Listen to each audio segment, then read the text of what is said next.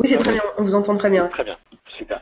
Bonjour à tous. Donc l'idée aujourd'hui, c'est que je vais prendre un cas concret pour vous faire une démonstration rapide de différentes briques positionnées dans Office 365, notamment SharePoint, bien évidemment. Donc je vais prendre un cas concret, je vais prendre la création et la mise en place d'une assemblée générale. Donc on va partir du principe que pour la création de cette assemblée générale, j'ai déjà une communauté avec tous les membres qui participeront à mon assemblée générale dans Yammer. Ici, je vais utiliser Yammer pas forcément comme un RSE en tant que tel, je vais l'utiliser vraiment comme un mur de communication. Et donc, je vais créer un groupe qui s'appelle Organisation de notre trajet. Donc, l'idée, ça va être de faire une demande.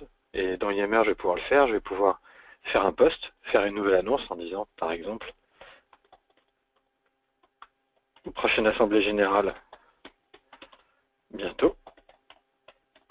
Hop, voilà. Je vais pouvoir poster bien évidemment. Je peux y joindre un document, je peux y joindre des photos, et je vais pouvoir faire, voilà, message.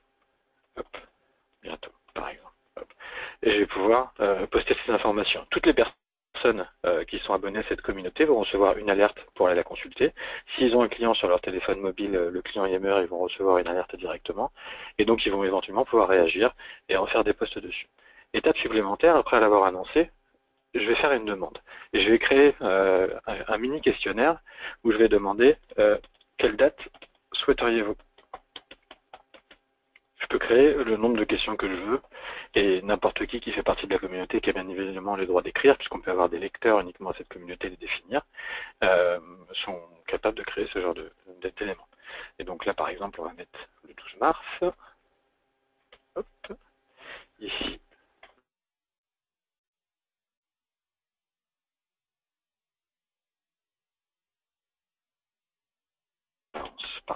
Voilà.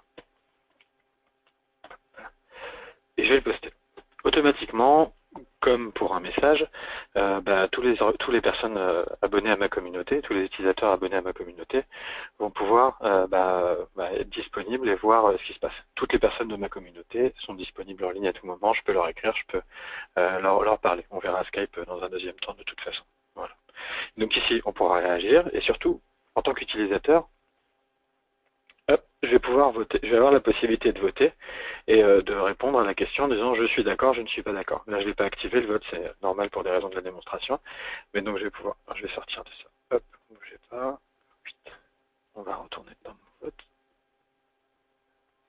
Hop, bah alors, les effets des mots. Je vais recharger ma page. Voilà. Ma polémique est affichée, je n'ai pas rafraîchi la page.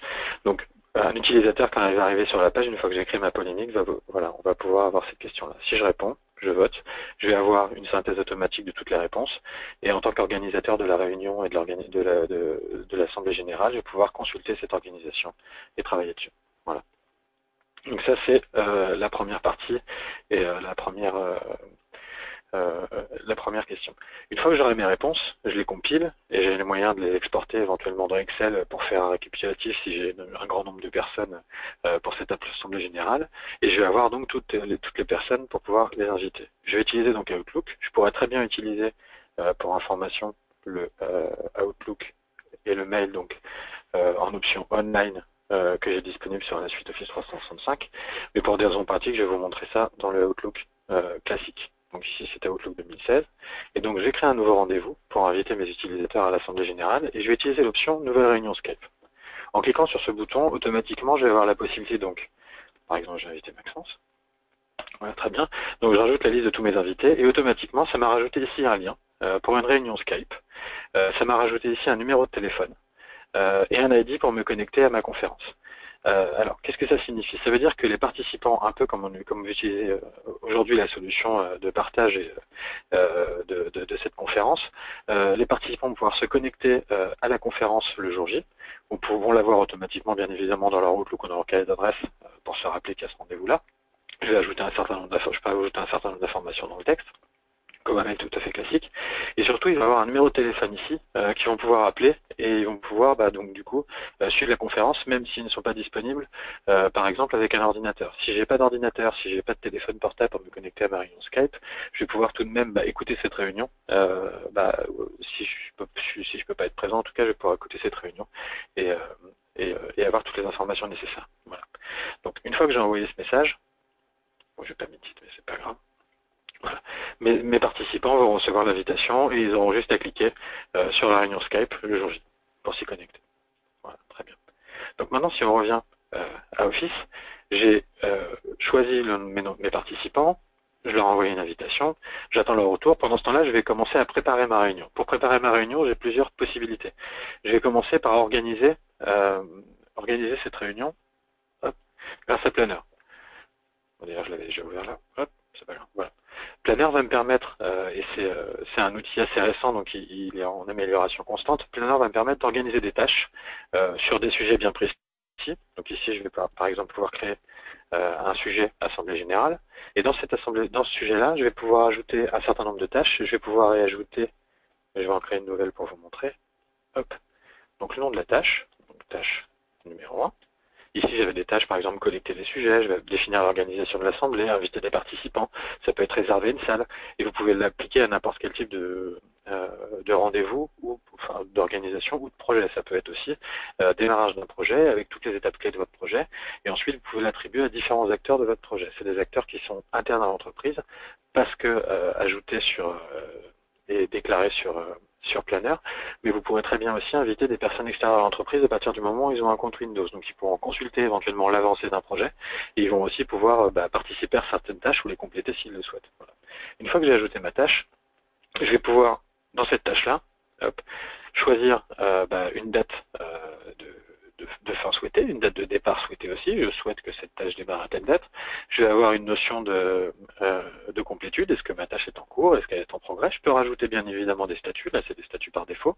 Je peux taguer une tâche avec des labels particuliers. Si j'ai un projet qui est assez complexe, un projet de déploiement, ou là, par exemple, pour l'Assemblée Générale, ça peut être l'organisation de la salle, va avoir le label violet. Tout ce qui est organisation des personnes, de la réservation, pourquoi pas de matériel, va être en orange. Ça, c'est quelque chose à choisir et c'est un code référentiel pour les projets un peu complexes où je vais avoir un grand nombre de tâches. Ce sera plus pratique pour mes utilisateurs pour s'y retrouver et pour moi en tant que créateur et planificateur de tout ce projet d'assemblée générale à l'intérieur. Voilà.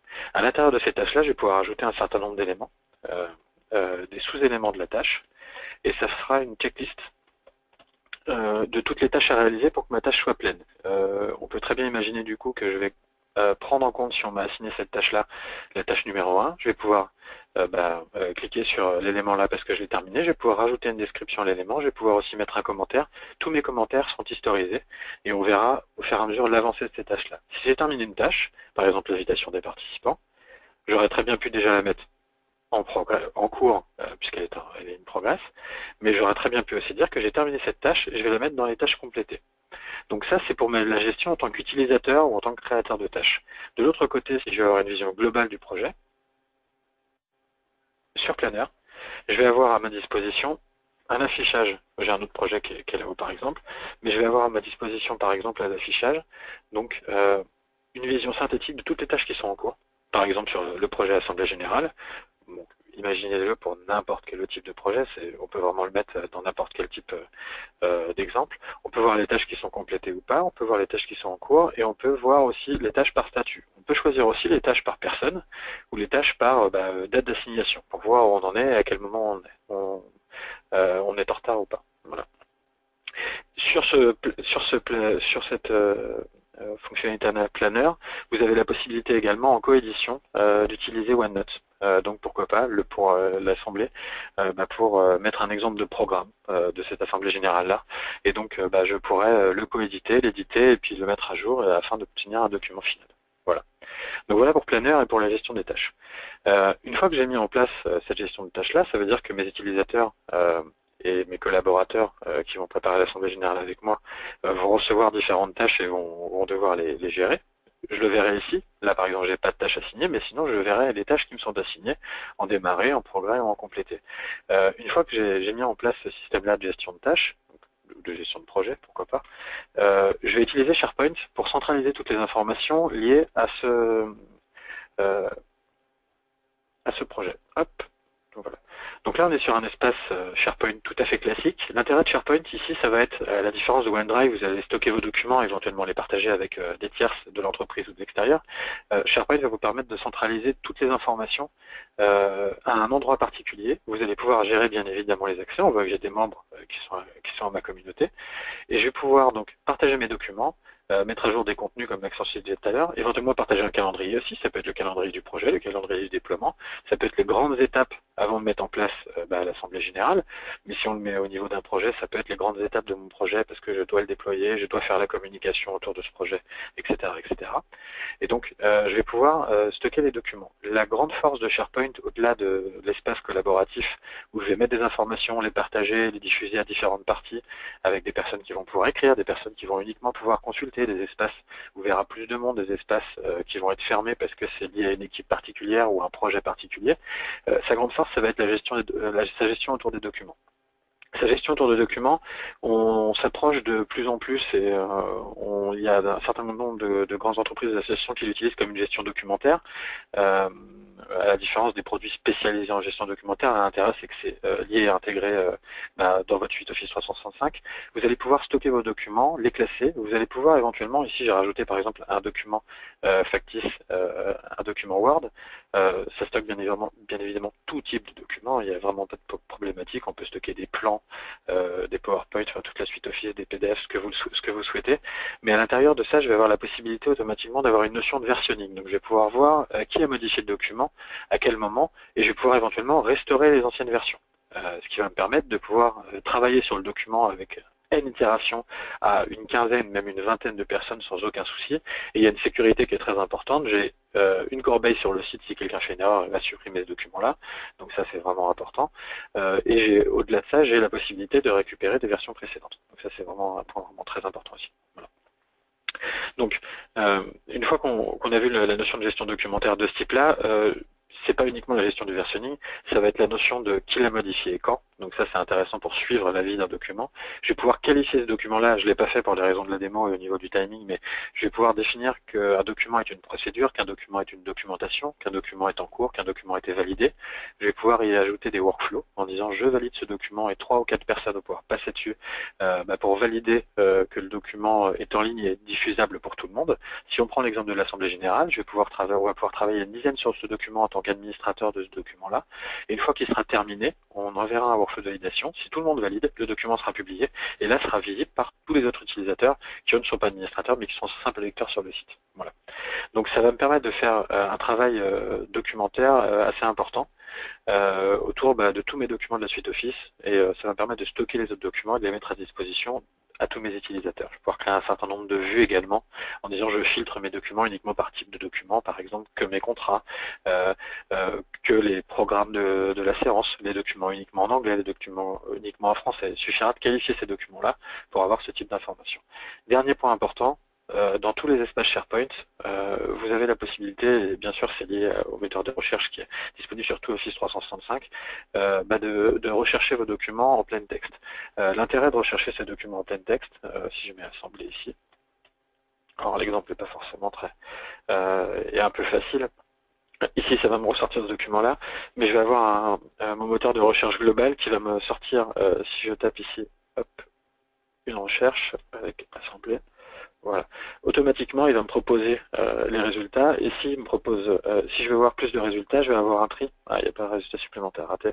Mais je vais avoir un tri automatiquement par type de document, par personnes qui ont créé les documents, et je vais avoir des facettes qui vont interagir directement avec tout ce qu'ils recherchent. Tout le contenu de documents posés dans mes sites SharePoint ou dans mes OneDrive par exemple sont scannés et indexés et ça peut aller jusqu'au PDF, pourquoi pas si c'est un PDF texte où il n'y a pas d'image, tout va être indexé et scanné directement. Voilà. Et on va avoir par exemple ici un résultat qui correspond à un site SharePoint portail et organisation AG et pas forcément au document Word. Voilà. Je vais l'avoir par type de document également. Donc voilà pour SharePoint. Donc dans mon scénario, je résume rapidement. J'ai préparé mon invitation. On a choisi une date. Je l'ai envoyé cette invitation avec Skype. J'ai ajouté mes documents à l'intérieur. J'ai créé un document et je l'ai positionné dans SharePoint. Dernière chose, quand je vais travailler avec mes collaborateurs sur ce document dans SharePoint, il va y avoir plusieurs possibilités. Par défaut, il va s'ouvrir avec Word Online. Je vais pouvoir coéditer ce document et travailler avec mes collaborateurs dessus en live, c'est-à-dire que je vais pouvoir le modifier. Pour la démo, je ne vais pas vous le montrer, c'était pas très pratique à montrer, mais l'idée c'est qu'on peut vraiment travailler à 3 ou 4 sur le même document, faire des modifications, l'enregistrer ensuite et avoir une version définitive. Et autre chose qui m'est permis directement et qui est assez pratique dans SharePoint, au-delà du suivi des documents que je vais avoir, si je vais dans une bibliothèque de documents classique où je vais avoir un grand nombre de documents, je peux voir qui l'a modifié et quand, et surtout je peux contacter cette personne directement ici. Je vais voir sur quoi il travaille actuellement dans mon organisation et sur ma plateforme. Je vais pouvoir lui envoyer un mail directement ou le contacter via Skype. Donc je vais pouvoir lui parler directement via Skype, je vais pouvoir échanger avec lui, donc bien sûr je peux lui envoyer du texte, ça c'est la première chose. Je vais pouvoir partager, faire une visioconférence avec lui, donc ça c'est assez pratique si on doit échanger et qu'on est à différents endroits directement. Je vais pouvoir l'appeler directement avec un appel Skype. Je pourrais le faire depuis mon téléphone portable aussi si je le souhaitais, depuis un device mobile, une tablette si je suis en mobilité. Et je vais aussi pouvoir, si je le souhaite, partager mon écran et éventuellement lui donner la main sur mon écran. Ça c'est quelque chose qui est important pour l'entraide, pour la coédition d'un document, je vais pouvoir partager mon écran, lui montrer comment faire quelque chose s'il est bloqué sur un sujet particulier. Éventuellement, je peux lui donner la main pour qu'il me montre une action supplémentaire. Bien évidemment, je peux lui envoyer des fichiers. J'ai toutes les options de Skype classiques, tout à fait classiques, que vous pouvez utiliser en privé sur cette version de Skype Enterprise. Voilà. Donc, j'ai travaillé sur mon document, j'ai un document définitif, je vais l'envoyer, je vais le positionner éventuellement sur une communauté Yammer ou je vais le publier sur mon site SharePoint. Automatiquement, les utilisateurs qui sont abonnés à mon site SharePoint ou à ma communauté Yammer recevront une alerte. Votre document est disponible, il a été publié en version définitive, vous pouvez consulter le programme et les documents liés à l'Assemblée Générale. Voilà. Dernière étape, le jour J de l'Assemblée Générale, je viens de vous parler de Skype, je vais pouvoir faire une présentation Skype et donc je vais partager mon écran et je vais réaliser ma présentation via Skype. Toutes les personnes qui ont cliqué sur le lien qui était disponible dans Outlook ou qui ont appelé le numéro de téléphone disponible vont pouvoir suivre cette conférence. Je vais bien évidemment pouvoir enregistrer, un peu comme l'outil qu'on a aujourd'hui, GoToWebinar, la conférence et je vais pouvoir après la rediffuser directement sur un espace collaboratif. Ça peut être donc sur SharePoint, si c'est un espace ouvert et pas uniquement un espace de travail, mais ça va aussi pouvoir être, si c'est une vidéo, je vous fais un clin d'œil rapide sur cette fonctionnalité, sur la solution vidéo dont Maxence parlait tout à l'heure. L'intérêt, c'est qu'on va pouvoir streamer des vidéos et créer des channels. Donc si je crée un channel, par exemple l'Assemblée Générale, je vais avoir à disposition en fait tout le résumé des Assemblées Générales qui auront été générées à chaque fois sur ma plateforme. Je peux mettre un lien sur ma communauté SharePoint ou sur ma communauté Yammer pour dire bonjour, la nouvelle communauté Yammer est disponible, enfin le nouveau résumé de l'Assemblée Générale qui a eu lieu est disponible, tous les documents également peuvent être liés à ça, et donc je vais pouvoir centraliser toutes ces informations. L'intérêt de vidéo, c'est qu'il va streamer les vidéos. Si je me connecte avec un téléphone portable, j'aurai pas accès à la même qualité, mais j'aurai accès à une vidéo fluide. Si je me connecte avec une bande passante en fibre optique par exemple, je vais avoir une vidéo de meilleure qualité. Et si je clique dessus, j'ai un lecteur intégré qui va démarrer avec tout type de navigateur, que ce soit en mobilité ou directement en mode web. Voilà. Donc là, je vais arrêter, on va pas envoyer une vidéo ici. Voilà. Dernier point, et c'est quelque chose d'important, Yammer, tout à l'heure, je l'ai utilisé, il y a un grand nombre d'usages liés à Yammer.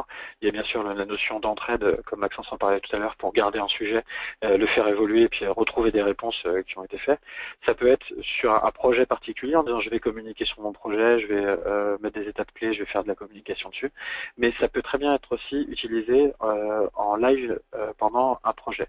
On peut très bien imaginer que pendant l'organisation de l'Assemblée Générale, pendant la durée de la réunion, une personne qui est à côté va publier en live les commentaires importants, un peu comme on le ferait dans un keynote, une présentation dessus. On va publier tous les documents qui sont présentés pendant cette assemblée et éventuellement après va publier un lien vers la vidéo et tout le reste. L'idée de ça, c'est qu'à un instant T, j'aurai dans ma communauté Yammer, quand je me reconnecterai, un peu les minutes de toute mon organisation, de toute l'assemblée générale, et tous les documents qui y sont liés. Je vais pouvoir ajouter les documents ici, je vais pouvoir ajouter des photos en cours aussi. Si j'ai un téléphone portable avec Yammer connecté dessus, j'ai le droit d'écrire sur la communauté. Je pourrais prendre des photos en live et bien évidemment les poster ici directement. Voilà. Mais écoutez, je crois que c'est tout. Pour moi, j'espère que j'ai fait un tour assez complet. L'idée, c'était vraiment de tout vous montrer.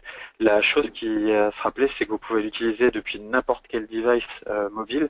Bien évidemment, mobile, vous serez limité sur certaines fonctionnalités, mais vous pourrez l'utiliser vraiment de partout et vous aurez accès à toutes ces fonctionnalités-là en mode mobile, on va dire compatible sans aucun souci. Voilà. Merci beaucoup Christophe pour cette démonstration assez rapide du coup. Oui. Je vous propose qu'on revienne sur l'ensemble des questions qui ont été posées par les participants. On a beaucoup de questions autour des tailles d'espace de stockage. Donc ce serait pas mal qu'on y revienne sur aussi bien le stockage sur OneDrive, sur SharePoint, donc le stockage par compte utilisateur, par site, enfin voilà, un peu tous les détails de stockage qu'il y a. Est-ce que ça varie en fonction des offres? Voilà. Christophe, Oui. tu comprends, Très bien, oui. Maxence, sur la globalité, tu peux répondre et je rajoute des choses sur le stockage SharePoint si tu souhaites. Très bien. Donc en fait, vous sur OneDrive, vous avez 1 Tera par utilisateur, que ce soit l'offre Enterprise ou la partie business. C'est 1 Tera par utilisateur. Donc pour OneDrive for Business, donc l'espace stockage personnel des utilisateurs. Et sur la partie SharePoint, c'est 1 Tera par tenant, donc par souscription Office 365. Qu'est-ce qu'on entend une souscription Office 365? C'est lorsque vous allez faire la souscription pour l'association. Donc vous avez 1 Tera. Et vous avez en fait 0,5 giga par utilisateur en plus. Donc si vous avez 2 utilisateurs, vous avez 1 giga supplémentaire. Il est possible d'ajuster ce stockage à la hausse, bien entendu, si vous disposez, si vous nécessitez de plus de stockage. Super. Et on pourra renvoyer à l'ensemble des participants le détail des différentes offres pour les associations, avec tout le détail à chaque fois des différentes fonctionnalités et applications qui sont comprises pour chaque offre. Si on revient un peu plus particulièrement sur SharePoint, on avait des questions sur les sauvegardes des documents qu'on met sur les sites SharePoint et également sur l'arborescence SharePoint. Est-ce qu'il y a une synchronisation en local? Est-ce qu'il est nécessaire d'uploader tout son arborescence qu'on a créé en local sur le site SharePoint à l'origine? Alors, c'est une question multiple, mais alors du coup, il y a plusieurs choses. Déjà, si on aborde les sauvegardes, pour les sauvegardes, on est dans du cloud, donc on est en dispo à 99,9% sans aucun souci. Il y a vraiment très peu de chances de perdre des données, ça n'a jamais été constaté. Donc, en différence par rapport à un serveur que vous auriez chez vous, il n'y a pas de sauvegarde au jour le jour à réaliser. Par contre, il y a une option supplémentaire, c'est ce que je disais rapidement tout à l'heure. Vous avez la notion de versionning. Donc, imaginez qu'un document est modifié et mal modifié si quelqu'un fait une erreur dessus, vous pouvez revenir sur autant de versions que vous souhaitez du document si vous le souhaitez. Donc la question d'une erreur sur un document étant réglée, si quelqu'un supprime un document, c'est la même chose, vous avez une corbeille dans le site. Si quelqu'un supprime même une bibliothèque de documents entiers, il y a une corbeille dans le site qui garde ces documents-là. Et il y a même une corbeille dédiée aux administrateurs qui gardent ces documents-là 30 jours supplémentaires. Donc on est à 30 jours pour un utilisateur s'il se trompe et qu'il s'en rend compte.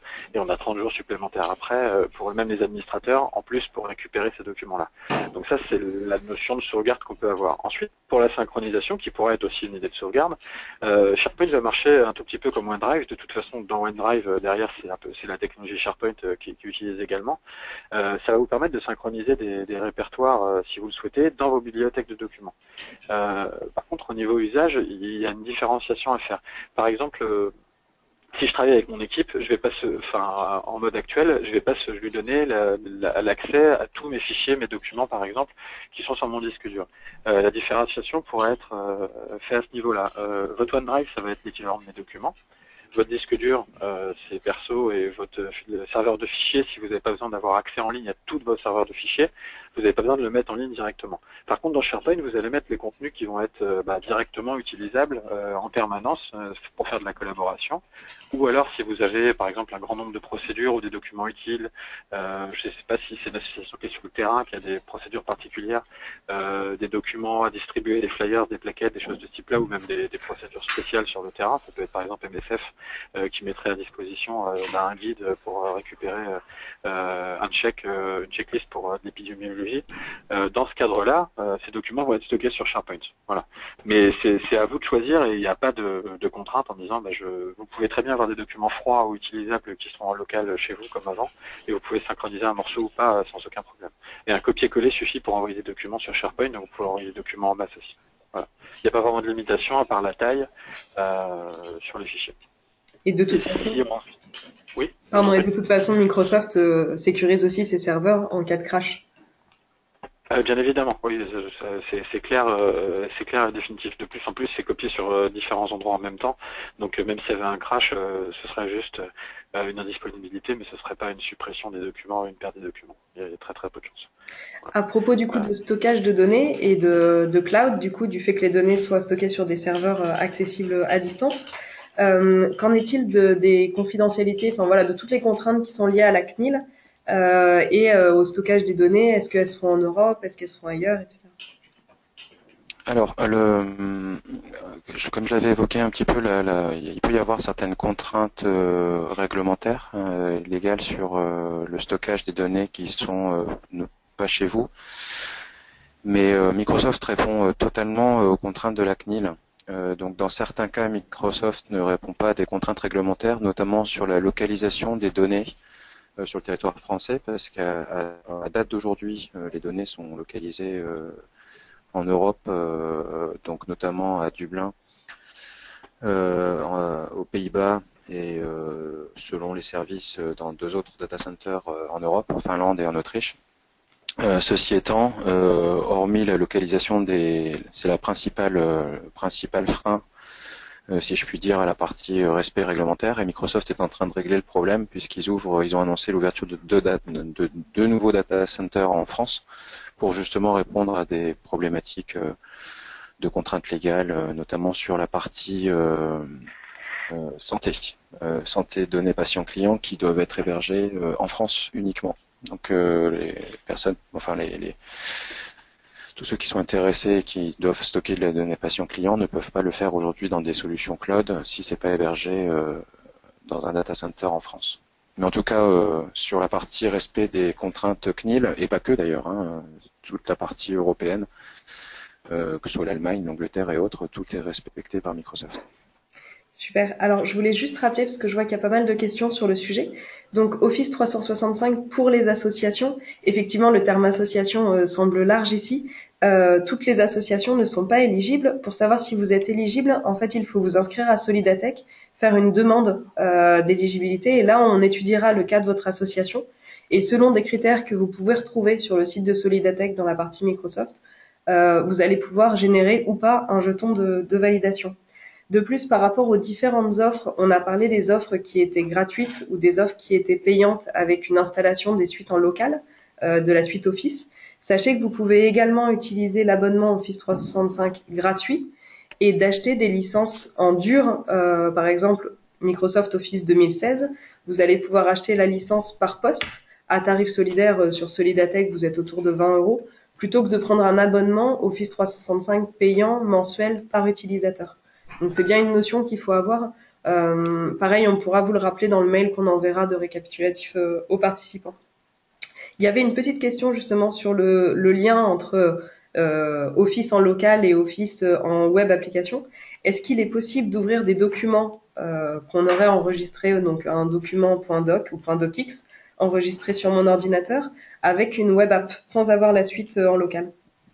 Complètement.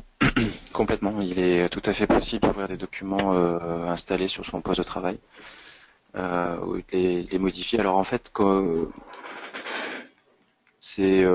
vous êtes obligé en fait de télécharger un document dans la partie web app et ensuite de l'uploader et ensuite de le télécharger. Donc c'est un peu plus lourd que d'utiliser la partie OneDrive, mais c'est tout à fait possible. Ok, super. J'ai une petite question sur Skype. On a vu tout à l'heure pendant votre démonstration qu'il était indiqué vous pouvez rejoindre la conférence à ce numéro payant. Est-ce qu'il s'agit de près d'un appel local ou est-ce que c'est un numéro surtaxé? J'ai oublié de le préciser. Ouais, pardon, je t'en prie. Ouais. Alors il faut faire attention. La démonstration qu'on vous a réalisée, en fait, on a, nous, une petite particularité, c'est qu'on a un pont de conférence. Donc le pont de conférence, c'est pour aller justement la capacité de pouvoir rejoindre une conférence en utilisant en fait un numéro local. Donc c'est payant, c'est sur un numéro, donc c'est payant en coût national. Et en fait Microsoft avec cette option qui s'appelle PSTN Conferencing vous permet en fait de rejoindre une conférence pas uniquement avec un client web, mais en fait avec un numéro de téléphone. Donc typiquement vous êtes bloqué en voiture ou vous n'avez pas accès à Internet, vous pouvez rejoindre une conférence. Mais cette option, elle est incluse dans le plan E5. De ce qu'on vous a présenté tout à l'heure, et elle est ou alors elle est en add-on, donc c'est-à-dire que c'est une option payante par Microsoft. Alors je n'ai pas le détail du coup C'est pas grave, de cet add-on. on pourra l'envoyer après. Oui. Voilà. Donc c'est une option qui est en fait Microsoft se place aujourd'hui enfin vous avez vu qu'il y a plusieurs plans. On vous a pas trop détaillé le dernier plan, le plan E5. Le plan E5 inclut des fonctions de téléphonie avancée puisque Microsoft se place en tant qu'opérateur de téléphone maintenant. Donc on peut remplacer potentiellement la partie téléphonie de vos associations, à l'intérieur de vos associations. Et notamment cette option, elle est incluse dans le plan E5 où elle est disponible en add-on. Petite particularité, alors c'est que le numéro est local. Si vous pouvez localiser, si vous êtes, je sais pas, bloqué dans un pays ou vous êtes dans un autre pays à l'étranger, Microsoft, en fait, lorsque vous cliquez sur le lien, va vous proposer une série de numéros de téléphone qui est le plus proche, en fait, en fonction de votre pays, pour éviter de payer une communication internationale. Super. Et quand on est dans la version gratuite, on va dire, qui est comprise dans Office 365 basique de Skype, Ouais. conférence, est-ce qu'on a un nombre limité de participants? Alors par défaut, il est à 200, 250, mais en fait, clairement, il est pas réellement limité. Il est surtout limité par la bande passante ou la partie performance, on va dire, d'Office 365, et puis de ce qu'on est capable de faire avec 250 personnes. Mais vous avez une version, à partir de la version entreprise, il y a en fait, lorsque vous voulez faire des conférences de manière un peu plus importante, vous avez une version qui s'appelle Skype Broadcast, qui est en fait vous permet de monter jusqu'à 1000 participants. Donc typiquement l'ANPE, enfin Pôle Emploi, l'a utilisé la première fois il y a 1 an pour toutes ces réunions avec des personnes, avec des demandeurs externes. Donc vous avez alors cette Skype Broadcast est disponible uniquement dans les versions Enterprise et non pas dans la version Business. Super. Donc par défaut c'est 250. Si vous voulez aller au-delà, c'est Skype Broadcast dans les versions Enterprise. D'accord. Est-ce qu'on peut revenir également, on en a très peu parlé, de Access dans Office 365. Quelle est son imbrication? Est-ce qu'il y a des limites à l'imbrication dans Office 365? Comment l'utiliser?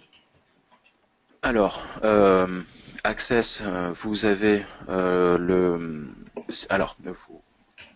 vous avez Access en fait disponible dans la suite riche, donc c'est-à-dire dans la partie Premium et dans la partie E3 et E5.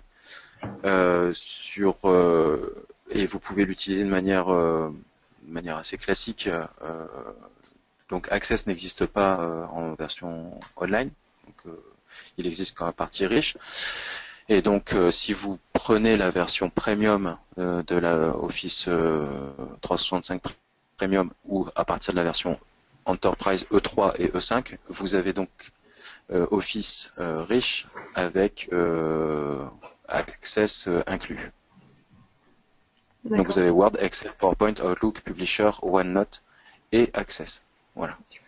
On parle beaucoup de toutes les fonctionnalités d'Office 365 et particulièrement de fonctionnalités qui sont moins connues comme Yammer, etc. On nous demande s'il est possible d'utiliser ces fonctionnalités sans pour autant migrer sa messagerie. Est-ce qu'on peut rester sur une solution de messagerie autre et par contre ouvrir un compte Office 365 pour utiliser les autres fonctionnalités? Complètement. Oui, c'est tout à fait possible. D'ailleurs, en fait, dans certains cas, pour peut-être des grosses associations, nous avons ouvert, alors nous c'était un peu l'inverse, hein, quand on a travaillé pour notamment Habitat Humanisme, En fait, on a d'abord plutôt ouvert la messagerie parce ils voulaient une messagerie avec une grande capacité, avec la capacité d'envoyer des mails, enfin des pièces jointes importantes. Ils voulaient avoir 50 gigas par. Mais en tout cas, donc on avait démarré par la messagerie. De la même manière, vous pouvez démarrer par OneDrive, vous pouvez démarrer par SharePoint, vous pouvez démarrer par Yammer, et fonction de l'intérêt que vous porterez à la suite globale Office 365, vous pourrez ouvrir les services au fil de l'eau. Sachez aussi que dans le lanceur d'applications qu'on vous a présenté tout à l'heure, du coup, vous pouvez bloquer les applications parce que bon, ça serait dommage de présenter des applications à des utilisateurs sachant que l'application elle est pas configurée. Typiquement la messagerie par exemple. Donc par utilisateur, vous avez la capacité de cocher ce qu'il a le droit de voir et de pas de voir, d'activer, pas d'activer sur son profil. Est-ce que vous auriez des recommandations, des bonnes pratiques pour des personnes qui voudraient installer SharePoint ou se saisir de SharePoint pour installer un intranet ou un espace commun? Oui, enfin, il y a des bonnes pratiques, il y en a vraiment des tonnes, tout dépend de l'usage qu'on va en avoir. L'idée, c'est vraiment de bien définir avant ce qu'on souhaite faire avec. Pourquoi? Parce qu'avec SharePoint, on peut tout faire.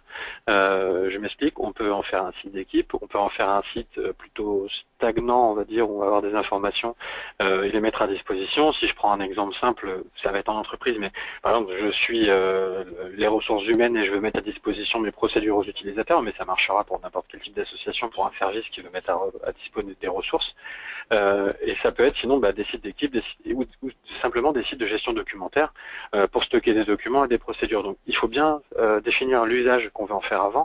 Ensuite, on va activer un certain nombre de modules et il faut bien penser à le limiter, c'est-à-dire que quand on va le mettre en place, on peut mettre un certain nombre de quotas, on peut dire mon site ne fera pas plus de 10 gigas par exemple, et donc on va limiter déjà la volumétrie, et on va bien sensibiliser les utilisateurs au partage qu'ils vont en faire, un peu comme pour tous les autres outils de la suite Office 365, il faut bien dire aux utilisateurs que les partages externes, par exemple, sur certaines collections vont être interdits, on peut le faire aussi en tant qu'administrateur, et par contre, on peut, si c'est des documents confidentiels, et après, on peut avoir des espaces ouverts vers l'extérieur. Donc, l'important, c'est plutôt la gouvernance au niveau des fonctionnalités, de ce qu'on souhaite mettre en œuvre. L'outil va assez vite. Je pense que vous utilisez tous des outils comme Google Drive, Box ou des choses comme ça. Là, c'est vraiment une évolution, on est bien plus loin, on est intégré au système d'exploitation, on est intégré à Office. Donc vous n'aurez pas vraiment de blocage au niveau des utilisateurs. Ils vont positionner leurs documents, ils utiliseront les versions facilement, ils pourront collaborer autour de ça, ils pourront trier leurs documents. Donc, la bonne pratique, c'est surtout de bien définir les usages que vous allez faire et des fois, peut-être créer plusieurs sites ou plusieurs sous-sites ou plusieurs communautés en fonction des différents usages. Mais le point important, c'est qu'il faut se poser, réfléchir avant sur ce qu'on va faire et une fois que c'est déployé, ça avance tout seul. Il faut y aller étape par étape. Voilà. Super. Est-ce que dans la même gamme, vous auriez des recommandations pour des gens qui voudraient migrer leur environnement vers Office 365 au niveau de l'Active Directory, Exchange, etc. Est-ce que c'est possible de récupérer toute l'infra qu'on a installée depuis longtemps dans son organisation sur des serveurs locaux pour les migrer vers Office 365? Oui, alors en quelques mots, parce que là ça va être très très technique, mais en fait si vous avez un Active Directory, ça facilite d'ailleurs un petit peu la mise en œuvre, puisque l'Active Directory va être synchronisé avec Office 365. Donc c'est-à-dire qu'en fait ça va vous permettre d'avoir votre base de compte de l'AD disponible dans Office 365. Là vous pourrez, avec potentiellement le même mot de passe, donc vous pouvez faire de la synchronisation du mot de passe. Donc ça veut dire que l'utilisateur, quand il va se connecter à Office 365, il va utiliser le couple son nom d'utilisateur, son adresse email avec le mot de passe. Il y a une petite normalisation à faire dans votre Active Directory pour qu'il le rende parfaitement compatible avec Office 365. Là, c'est de la cosmétique, si je puis dire. C'est de mettre des attributs dans votre AD pour le rendre parfaitement compatible avec Office 365. Vous synchronisez. Et après, sur la partie messagerie, fonction de votre version de serveur de messagerie, Exchange par exemple, en fait vous allez le placer soit en mode hybride, donc vous allez connecter les deux mondes, soit vous allez en fait faire de la migration avec les outils qui sont inclus dans Office 365.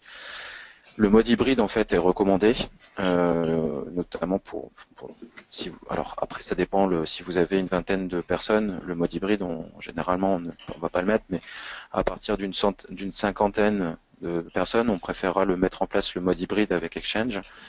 Et le mode hybride est compatible à partir d'Exchange 2010.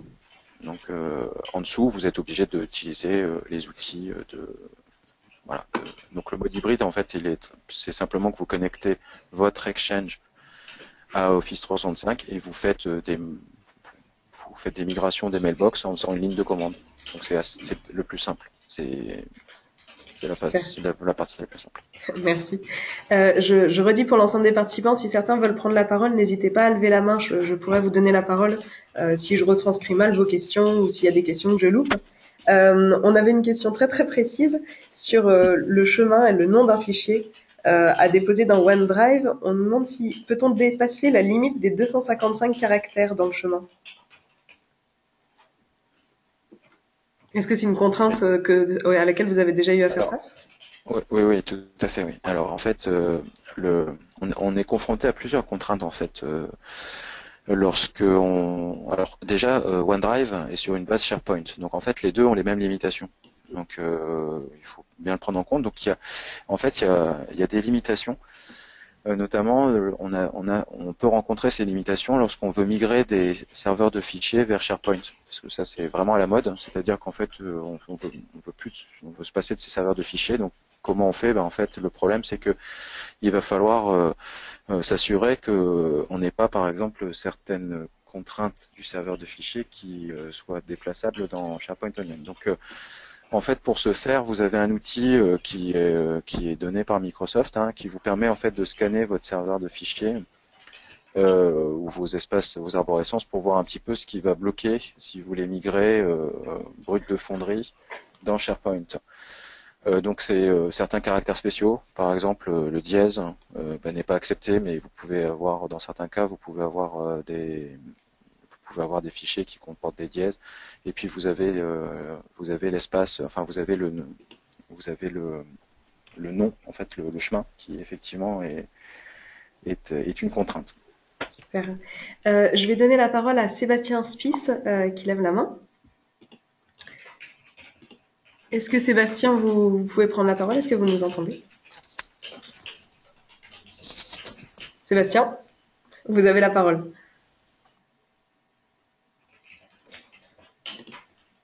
Maintenant, Ah, on vous entend pas. bon, Sébastien a peut-être un petit souci. Je lui redonne la parole. Ok, c'est pas grave, il va revenir. On avait également, je remonte, François Cauchy qui levait la main. François, je vous laisse poser vos questions de vive voix. Si vous nous entendez, vous pouvez y aller. Vous m'entendez? Oui. Oui, on vous entend. Oui, très bien. Alors, première question, comment partager OneDrive avec des personnes qui ne sont pas membres de notre organisation? Alors, c'est une bonne question. Donc OneDrive, en fait, un peu à la manière Dropbox, parce que j'ai vu une question tourner tout à l'heure. Donc vous pouvez l'utiliser de la manière OneDrive, vous pouvez l'utiliser de la manière Dropbox. Alors, vous pouvez partager un document à l'extérieur de votre organisation, de votre association, avec l'adresse email de l'utilisateur. Alors, par contre, l'utilisateur en face doit avoir un compte Microsoft. Alors, qu'est-ce qu'un compte Microsoft? Soit c'est un compte Office 365, c'est-à-dire qu'il a une adresse email dans Office 365, soit en fait il va être obligé de créer un compte Microsoft pour être identifié auprès de Microsoft, puisque le document par défaut il va pas être avec un accès en anonyme. Vous allez le partager avec un seul utilisateur ou 2 ou 3 utilisateurs par exemple. Donc pour identifier ces personnes, pour être sûr que ce soit bien ces personnes, la personne va recevoir un email pour être avec le lien pour télécharger le document. Et cette personne devra s'authentifier, et elle devra s'authentifier avec un compte Microsoft. Donc un compte Microsoft, c'est soit un compte Office 365, donc ce qu'ils appellent un compte école ou entreprise. Ça peut être, c'est comme ça qu'ils l'ont nommé. Ou la deuxième, un compte Microsoft peut être aussi un compte public. Donc le compte public, c'est typiquement les anciens comptes sur Hotmail, sur Outlook.com, etc., etc. Donc en fait, c'est la manière dont Microsoft permet de partager un document avec à l'extérieur de votre association. Donc la personne va être invitée à s'authentifier. Si elle n'a pas de compte, elle va être invitée à créer un compte Microsoft. Et elle va être invitée à vérifier son adresse email en cliquant sur un lien. Assez classique en fait, lorsque vous ouvrez un compte sur un espace web, hein, vous êtes toujours invité à vérifier votre adresse email pour être certain que ce soit bien. François, vous avez toujours la parole. Est-ce que vous aviez une deuxième question à poser?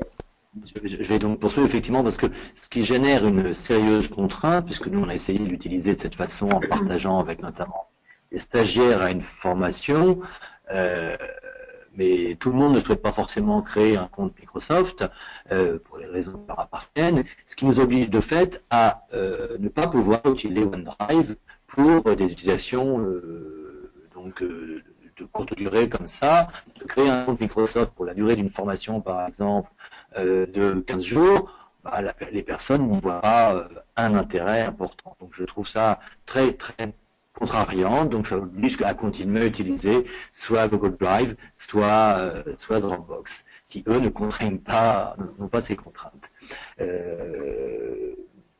Je voulais savoir aussi, non, je pense que j'ai les réponses à mes questions.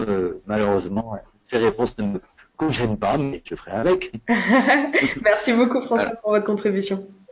Non, juste une petite précision, hein. Après, vous pouvez aussi partager un document, je ne sais pas si plutôt en accès anonyme, oui. Mais je suis pas sûr que ce soit forcément ce que vous souhaitez. Super. Du coup, on a également pas mal de questions sur le fait que la démonstration s'est faite dans un environnement anglophone. Est-ce que c'est un choix qui a été fait par Nelly d'utiliser Office dans un environnement anglophone? Est-ce que dans une même organisation, certains peuvent avoir l'environnement dans différentes langues? Est-ce que la version française aujourd'hui n'est pas fonctionnelle? Ah, pas du tout. En Alors, fait, je t'en prie. Ouais. Non, en fait, elle est multilangue. Donc, elle est française. C'est simplement les PC Nelite qui sont en anglais. Donc, du coup, en fait, les browsers s'adaptent. Les browsers s'adaptent en fait. Donc, les navigateurs vont s'adapter en fait en fonction de la langue du du PC et du. Donc, dans une même organisation avec un même compte Office 365, on peut avoir des utilisateurs qui ont leur interface en anglais, d'autres en français, d'autres en allemand. Oui. Complètement. Et si je rajoute même sur SharePoint, toutes les interfaces, même les options, même si c'est du web, seront traduites à la volée en fonction de la langue des utilisateurs. Il y a jusqu'à une vingtaine de langues, je crois. Super. On a également des questions sur des gens qui auraient déjà en fait des comptes OneDrive personnels et qui souhaiteraient aujourd'hui harmoniser et passer sur une organisation professionnelle. Est-ce qu'il est possible de migrer d'un compte OneDrive personnel sur un compte OneDrive Pro, donc pour les associations, on va dire, sans avoir à passer par du local? Alors, c'est possible, mais alors on va pas vous le recommander parce que ça nécessite des outils qui sont payants. Donc, et les outils, c'est à la volumétrie, donc c'est un peu difficile à vous donner un estimatif, hein, mais en gros, quand vous faites du OneDrive personnel à du OneDrive professionnel, vous avez effectivement deux méthodes. La première, c'est de passer par l'utilisateur, donc c'est lui qui va faire son drag and drop entre son folder OneDrive et son folder OneDrive for Business. Et puis la deuxième, c'est de le faire de manière centralisée, donc avec un outil. Je suis en train de regarder. On vous entend plus. Je suis en train de regarder si je peux vous donner des abacs de prix. Si ça vous intéresse, mais on pourra sinon les envoyer aux participants à la fin du webinaire. Par contre, donc passer d'un compte personnel à un compte entreprise, effectivement, on voit que c'est un petit peu compliqué. Par contre, passer d'un compte premium business ou d'un compte E1 vers un compte E2, etc. Est-ce que c'est quelque chose qui se fait facilement? Est-ce qu'on peut mixer les comptes à l'intérieur d'une même organisation? Alors, on pouvait pas le faire avant, on peut le faire maintenant. Donc maintenant, vous pouvez dans une souscription, avant, quand elle était flaguée, si elle était identifiée en tant que business, elle restait business. Maintenant, vous pouvez le mixer. Donc, vous pouvez démarrer sur un plan business et ensuite, lorsque vous avez dépassé la limitation des 300 ou qu'il y a certaines fonctionnalités qui vous intéressent, vous pouvez basculer sur un plan enterprise. Super. Je vais donner la parole à Sébastien Grillon qui levait la main depuis tout à l'heure. Ah. Alors Sébastien, je pense que vous n'avez pas de micro, donc je peux pas vous donner la parole, je suis désolée. Il faut que vous vous équipiez d'un micro pour que je vous donne la parole. On a également une question de Six qui nous demande si quelqu'un modifie un document qui est synchronisé, donc qui est dans l'espace OneDrive, mais qu'il le modifie en local dans son Word, et qu'une autre personne souhaite le modifier donc depuis son compte, mais en web, comment est-ce que ça se passe? Est-ce qu'on a un message d'erreur qui nous dit que c'est pas possible? Est-ce qu'on peut le faire ensemble? Oui, alors alors attention, parce que OneDrive, c'est déjà plutôt l'espace personnel. Donc, Oui, alors dans ce cas-là, en SharePoint, on va dire, un document SharePoint. qui est partagé entre Ah ouais. plusieurs personnes. En tout cas, ça serait possible, hein, même, mais vous voyez, en termes d'usage, il faut bien segmenter la partie OneDrive et la partie SharePoint. Donc, lorsque vous êtes sur du co-editing, alors imaginons que vous ayez, alors on le recommande pas forcément justement sur SharePoint. En fait, tout à l'heure, Christophe vous a évoqué le fait que SharePoint était un espace collaboratif dans lequel on pouvait stocker des documents. En fait, l'accès à ce document, il est soit en ligne, et vous pouvez éventuellement synchroniser cette librairie sur votre espace de travail. Sauf que le moteur de synchronisation à ce jour n'est pas suffisamment stable pour que dès lors que vous dépassez 5 utilisateurs, ça se comporte totalement correctement. Donc, pour simplifier, dès lors que vous avez un espace SharePoint qui dépasse 5 utilisateurs, on ne vous recommande pas forcément de synchroniser cet espace SharePoint sur votre poste de travail en local. Il vaut mieux travailler en mode web ou en mode déconnecté. Enfin, en mode connecté tout le temps, pas en mode déconnecté. Donc, ceci étant, sur la partie conflit, c'est la partie gestion des conflits, puisque finalement c'était le fond de la question. En fait, soit Microsoft, enfin soit Office 365 ou soit le moteur va vous dire attention, je vois qu'il y a une version qui est différente, donc vous n'êtes pas dans une version co-editing. Hein. C'est-à-dire que en co-editing, vous n'avez pas le problème, parce que la co-editing, en fait, vous avez le chapitre sur lequel la personne est en train d'intervenir, elle est figée et elle est bloquée. Donc la personne, vous pouvez vous interagir sur le document, mais en amont ou en aval du document, mais vous pouvez pas interagir sur la même partie du document. Ça, c'est le co-editing, c'est quand vous accédez tous les deux au même document. Le fond de la question, je pense, portait surtout sur le fait que se passe-t-il en cas de conflit, c'est-à-dire je travaille de mon côté sur le document, mais en mode déconnecté, et puis de l'autre côté, il y a quelqu'un qui travaille aussi sur le document qui peut-être aussi en mode déconnecté ou en mode connecté. En fait, le conflit, il est géré tout simplement, c'est soit Microsoft le voit en live et Office, par exemple, vous dit attention, il y a une version sur le serveur qui semble plus récente ou que sur votre poste de travail. Qu'est-ce que je fais? Est-ce que je garde la version sur le serveur ou sur votre poste de travail? Ou alors, quand il n'est pas capable de vous poser la question, en fait, il va marquer le fichier avec le nom de l'utilisateur. Donc, vous allez avoir deux versions du fichier. Donc, ça sera à vous d'aller vérifier les deux fichiers pour savoir quel est le différentiel. Super. Je vais donner la parole à Emmanuel Ferraro qui lève la main. Emmanuel, vous pouvez prendre la parole. Oui, bonjour. Vous Bonjour. m'entendez? Oui. Oui, bonjour. Je voudrais savoir, en fait, revenir à Exchange, un peu à Outlook. Je voulais savoir, dans le cadre d'une migration Exchange 2010 d'une infrastructure complète, est-ce que déjà il garde en fait toutes les configurations de boîtes, c'est-à-dire si on a des boîtes toilettes partagées, des calendriers partagés, des boîtes publiques, des boîtes de salles, etc. Oui, alors sur la partie... alors, il faut être en mode hybride pour faire ça. Donc, Exchange 2010, c'est bon.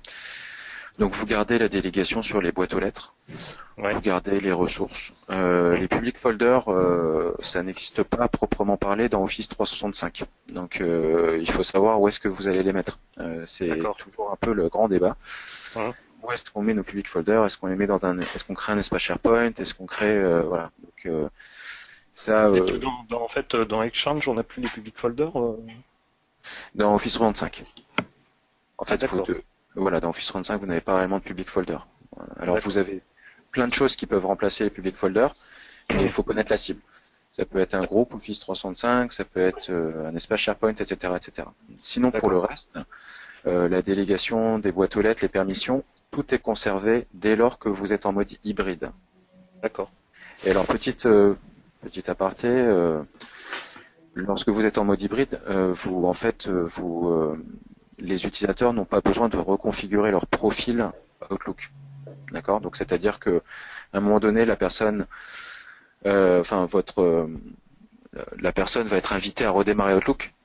Il va y avoir un pop-up qui veut lui dire la configuration du serveur a changé. Votre administrateur vous demande de redémarrer Outlook. Et en fait, la personne est maintenant connectée sur Office 365 au lieu d'être connectée sur son infra, sur l'infra on-premise. D'accord. Juste sur le... Oui, pardon, excusez-moi. J'étais pas trop là au début. Je voulais savoir, peut-être que vous l'avez déjà évoqué. Est-ce qu'on peut avoir quand même Office en local en fait sur les postes ou c'est du full web tout le temps Ah non, vous pouvez. Vous pouvez tout à fait avoir Office en local, comme je l'évoquais au tout début. En fait, il faut être sur une version relativement récente, entre guillemets, donc à partir d'Office 2010, mais c'est 2013 recommandé et 2016, plus que recommandé. En dessous, et on est obligé de passer sur du map, sur de l'IMAP, donc l'expérience est franchement pas super pour les utilisateurs. D'accord. Et là, en fait, en fonction du plan que vous souscrivez, soit vous avez en fait un plan qui n'inclut pas la suite Office.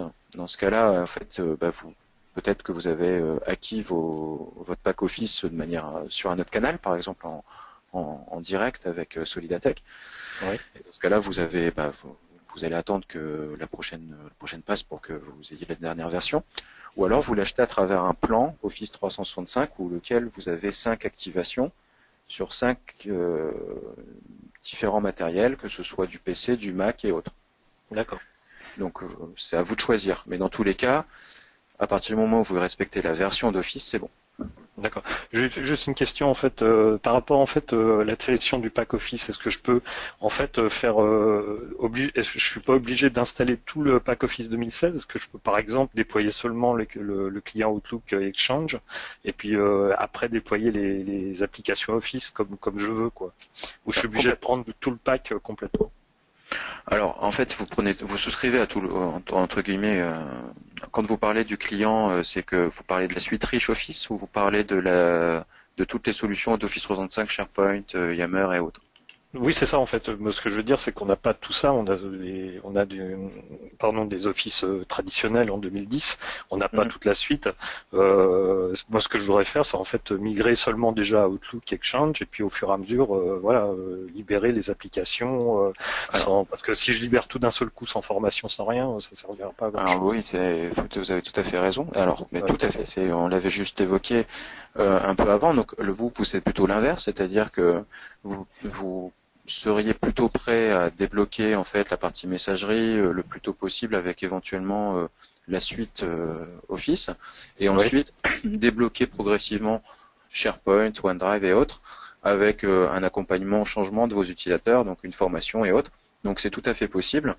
La souscription, vous allez l'avoir par bloc, c'est-à-dire par utilisateur. Vous allez avoir toute la solution.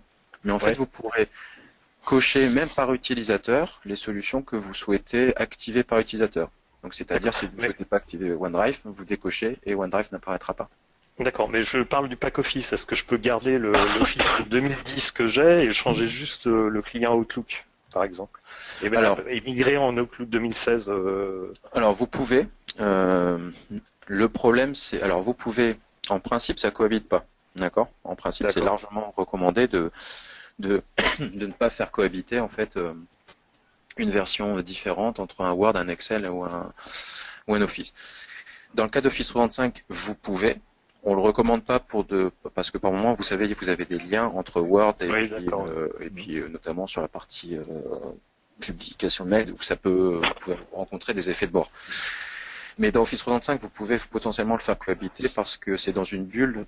La façon dont est construit le pack Office dans Office 365, c'est une bulle virtuelle applicative qui fait que vous pouvez complètement faire cohabiter une version traditionnelle d'Office que vous avez installée avec la suite Office 365 avec Office 2016. Par contre, il faut être prêt à assumer quelques effets de bord entre Outlook et Word et puis Excel et autres. Voilà. D'accord. Excusez-moi, j'avais juste encore une question. Au sujet de Exchange, en fait, je voulais savoir au niveau de la sécurité des anti-spam, hein. Il y a quel niveau en fait d'anti-spam là-dessus? Est-ce que par défaut il y a un anti-spam? Est-ce qu'il y a une protection supplémentaire? Est-ce que comment ça fonctionne? Oui, oui. Alors, vous avez un anti-spam qui est inclus dans Office 365, ce que vous pouvez configurer. Donc, de manière assez basique, vous configurez différents levels, différents niveaux de sécurité dans l'anti-spam. Vous avez des whitelists, des blacklists. Vous avez vraiment des fonctionnalités, somme toute assez suffisantes pour un anti-spam. Mhm. Lorsque vous souhaitez des fonctionnalités vraiment très avancées d'anti-spam, donc vous avez dans la suite E5, donc Oui. la version la plus haute. En fait, vous avez des fonctionnalités encore plus avancées d'anti-spam. Donc un exemple, c'est de la réécriture des liens d'adresse. Vous avez aussi l'ouverture des pièces jointes dans ce qu'ils appellent dans des chambres de détonation. C'est-à-dire qu'au lieu que la pièce jointe elle soit directement envoyée à l'utilisateur final, elle est ouverte dans une machine virtuelle et en fait il y a de l'intelligence artificielle qui regarde un peu le comportement de la pièce jointe pour savoir si ce serait pas quelque chose de malveillant. Donc ça c'est la partie E5. Mais on va dire que vous avez déjà un plan en E1, en E3 ou en business, vous avez déjà un anti-spam. Et pour vous faire un retour d'expérience, on doit avoir 90-95% de nos clients et associations qui utilisent l'anti-spam inclus dans Microsoft et qui en sont très contents. D'accord. Et si Oui. bon, Merci de base, beaucoup, Emmanuel. Oui, je suis désolée, il y a pas mal de personnes qui ont des questions. Vous en avez une dernière? Merci. Après, on va changer. Non, allez, oui, enfin, j'ai juste une petite question. Je voulais juste savoir si le business E3 on pouvait mixer avec le 5. Oui, tout à fait. Tout à fait. D'accord. En fait, vous pouvez mixer à l'intérieur d'une suite, d'une collaboration. Vous pouvez mettre certains de vos, je sais pas, des bénévoles par exemple en plan E1, et puis peut-être des salariés en plan E3, et puis d'autres VIP par exemple, parce que vous avez en plan E5. Donc ça, vous pouvez complètement mixer. C'est au choix. Merci Très bien. beaucoup, Emmanuel. Bon, merci. Passez une bonne journée. Merci. En attendant de donner la main à une nouvelle personne, est-ce qu'il y a des questions de compatibilité entre Office 365 et le navigateur qu'on va utiliser pour y accéder? Complètement. Le fameux double effet qui se coule dont j'ai évoqué tout à l'heure, donc c'est-à-dire que vous êtes toujours dernière version. Par contre, il faut vous-même être dans les dernières versions. Donc aujourd'hui, Microsoft, si vous prenez le navigateur de Microsoft, c'est version Internet Explorer 10 minimum ou Edge. Voilà. Pour Firefox et Chrome, là c'est un peu différent parce que vous êtes en mode évolution perpétuelle, donc c'est la dernière version. Mais ça c'est parce que vous y êtes forcément contraint, parce que de toute façon Chrome se met automatiquement à jour. Donc, mais par contre, c'est pas. Vous pouvez utiliser Chrome, Firefox, Edge, Internet Explorer, et je noterai que dans certains cas, et ça, je pense que tout le monde est d'accord, c'est que Chrome fonctionne mieux aussi avec Office 365 qu'avec Edge. D'accord. Voilà. Très bien. Je vais donner la parole à Yvon Fraboulet s'il est toujours là. Yvon, vous êtes en ligne. Oui, bonjour. Est-ce que vous m'entendez? Oui, très bien. Très bien. Ok. Oui, je me permets de vous appeler, de vous poser une question. Alors, c'est plus un problème de conflit que j'ai eu parce qu'on a déjà donc un Office 365 pour le CNAM Bretagne, là où je travaille, qui est installé, donc la version client lourde de Office 2016. Et j'ai acheté une licence Solidatech de Visio. Et là, j'ai eu un conflit. On m'a dit que c'était impossible d'installer Visio avec la version Office dont je disposais. Oui, effectivement.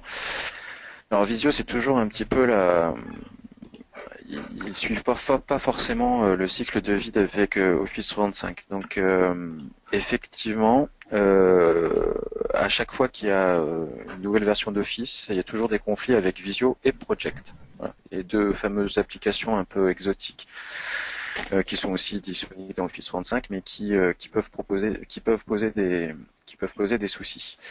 Alors là, typiquement, quelle version de Visio vous avez? C'est la 2016 aussi, hein. C'est celle qui est proposée par ADB Solidatech. Oui, donc c'est 2016. Ok, très Très bien.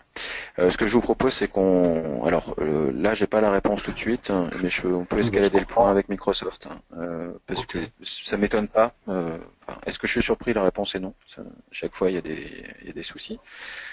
Et après, essayer de trouver une méthode de contournement. Il y en a où, en tout cas, Microsoft travaille dessus quand c'est remonté. D'accord. Mais en fait, c'est... Alors j'ai besoin, en fait les deux produits m'intéressent, l'outil Project et Visio. Donc j'ai commencé avec Visio, j'ai un bug, donc effectivement s'il y a une solution quelque part, je suis preneur. Oui, bien sûr. Alors sachez que Visio, au cas où, il est disponible aussi dans Office 365, de la même manière que la suite Office. D'accord. Et c'est comment dire, c'est un pack particulier d'Office 365, c'est une version particulière? Cette version, tout est une version particulière, hein. Donc Office 365, déjà Office 3, alors juste pour mettre tout le monde un petit peu à niveau, on distingue la suite Office qui est en mode classique, c'est-à-dire Office 2016, Professional ou Standard et autres, avec celle qui est dans Office 365, on l'appelle Office 365 Pro Plus. Donc, quand vous entendez parler d'Office 365 Pro Plus, en fait, c'est simplement la version d'Office qui est disponible dans Office 365. D'accord? Donc, et cette version, elle est en click to run. Click to run, c'est-à-dire vous cliquez et en fait, comme je l'évoquais tout à l'heure sur une précédente question, en fait, c'est dans une bulle virtuelle. Et le problème, c'est qu'en fait, cette bulle virtuelle, de temps en temps, n'est pas compatible avec d'autres versions d'Office qui sont en mode plus traditionnel. Donc, le Click to Run et Visio et Project sont aussi disponibles en Click to Run, donc en bulle virtuelle. D'accord. Alors, par contre, j'ai pas les prix. Il faudra, je sais pas s'il y a une grosse différence entre la version, on va dire, installée on-prem et la version Office 35. Mais Claire pourra vous donner. Oui, on pourra vous envoyer du coup tous les liens vers les liens Solidatech, aussi bien pour les licences en local que Office 365 pour les associations. Merci beaucoup Yvan. Je vous propose qu'on prenne une toute dernière question de Mathieu Laruelle s'il est là, et après on va s'arrêter parce qu'il est déjà midi. Désolée à toutes les questions qu'on n'a pas forcément pu aborder. En tout cas, n'hésitez pas derrière à nous les remonter, que ce soit par l'assistance téléphonique, etc. On essaiera d'y répondre du mieux qu'on peut. Mathieu Laruelle, c'est à vous, si vous m'entendez. Mathieu? Vous m'entendez? Oui, très bien. Ok. Alors moi j'avais deux questions à vous poser, très courtes. Tout d'abord, est-ce qu'il est possible de gérer depuis Office 365 un carnet de contacts qui sera en commun pour toute la structure?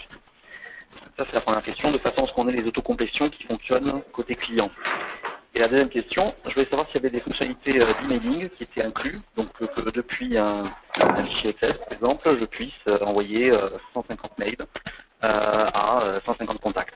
Voilà. Des courriers qui sont vraiment personnalisés. Très bien. Alors, la première question porte sur les contacts. Est-ce que les contacts, c'est pour avoir l'autocomplétion dans Outlook notamment? Exactement. Ok. Alors, il y a, ça, du coup, je vais un petit peu élargir la question parce que ça peut intéresser un peu plus largement les associations.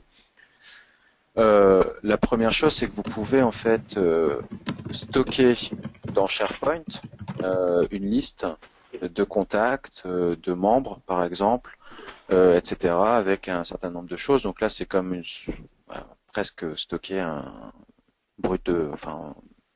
fichier Excel dans SharePoint et dans lequel vous pouvez mettre aussi un certain nombre de contacts. Vous pouvez mettre tout ce que vous souhaitez dans un espace SharePoint ou dans un groupe Office 365.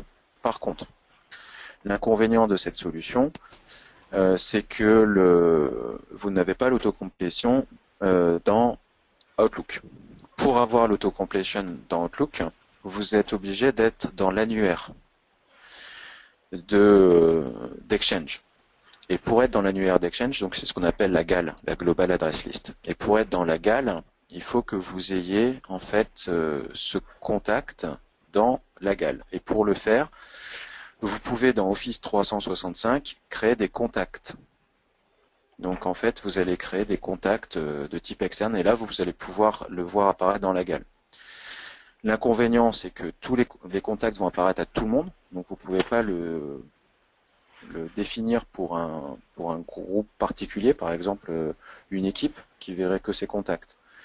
En fait, toute la structure verra les contacts. Par contre, vous aurez l'avantage, c'est que vous avez l'autocompletion dans Outlook. Donc, voir si la cible c'est un espace SharePoint avec des contacts ou un groupe Office 365 ou versus des contacts dans Exchange. Donc ça, c'est en fonction de l'usage. Si vous voulez vraiment l'autocompletion, ça va être des contacts dans Office 365. Ces contacts, vous pouvez les créer soit directement dans le portail, donc l'administrateur est capable de créer des contacts, soit si vous avez vous disposez d'un Active Directory. Lorsque vous créez des contacts dans Active Directory, lorsque vous créez un nouvel objet de contact, c'est automatiquement synchronisé. Et Office 365, en fait, va avoir les contacts mis à jour. Ok, donc il faut que je crée du contact, voilà, tout simplement. Oui, tout à fait. Pour accessible dans la gale. Ok. Exactement, tout à fait. Et la seconde partie, du coup, une fois que les contacts sont saisis, pour faire les mailings, du coup. Alors, en fait, vous avez des fonctionnalités dans Office de publi-postage dans Word, dans Excel. Donc vous pouvez les utiliser. D'accord. Ça fonctionne de manière très simple, c'est-à-dire que il va se connecter en fait les fonctions de publi-postage dans Word et dans Excel en fait se connectent avec un client. Alors première petite remarque, c'est uniquement valable, les fonctions de publi-postage ne sont pas valables avec les versions online, elles sont uniquement valables avec les versions riches de Office, donc les versions qui sont installées sur votre poste de travail. Et en fait, la version de publi-postage, en fait, lorsque vous faites votre publi-postage, il y a quelques tutoriaux sur YouTube qui vous montrent comment faire, c'est assez simple, vous prenez une liste, vous envoyez le modèle de lettres, d'email, et en fait, il va se connecter sur un profil Outlook qui lui-même est aussi un profil Outlook version version installée sur votre poste de travail. Par contre, si vous commencez à faire l'emailing avec Office 365, il faut quand même que vous preniez en compte quelques limitations parce que Office 365 n'est pas fait pour faire de l'emailing. Et justement pour protéger tous les clients et toutes les associations et toutes les écoles, etc. qui sont dans Office 365, pour éviter que ce soit blacklisté, que les adresses IP soient considérées chez Microsoft comme comme en envoyant des spams. Donc il y a quelques limitations que je vais vous donner. Alors attendez, storage, c'est pas ça. Storage, limitation, warning, capacity alert. Donc je vais vous donner juste le nombre d'emails que vous avez le droit d'envoyer. Message limite.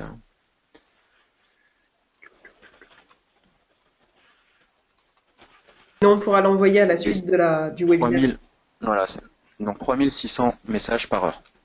Voilà. Ok, merci. Par utilisateur.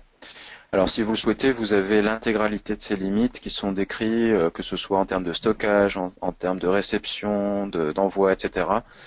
Donc encore une fois, l'idée c'est vraiment d'éviter que les adresses IP de Microsoft soient considérées comme des IP de spam, et c'est pour ça que Microsoft limite l'envoi d'emails en mode masse. Et pour ce faire, si vous avez vraiment un besoin au-delà de ces limites, il faut prendre un prestataire qui soit spécialisé dessus. Ok, merci à vous. Bonne journée. Eh bien, je pense qu'il est temps de remercier tous les participants de ce webinaire et également Maxence et Christophe qui nous ont accompagnés pendant toutes ces quasiment 2 heures. J'espère qu'on a pu répondre à toutes vos questions. J'ai noté un certain nombre de documents et de renseignements à vous envoyer à tous à la fin du webinaire. On vous enverra également le document qui a servi à la présentation.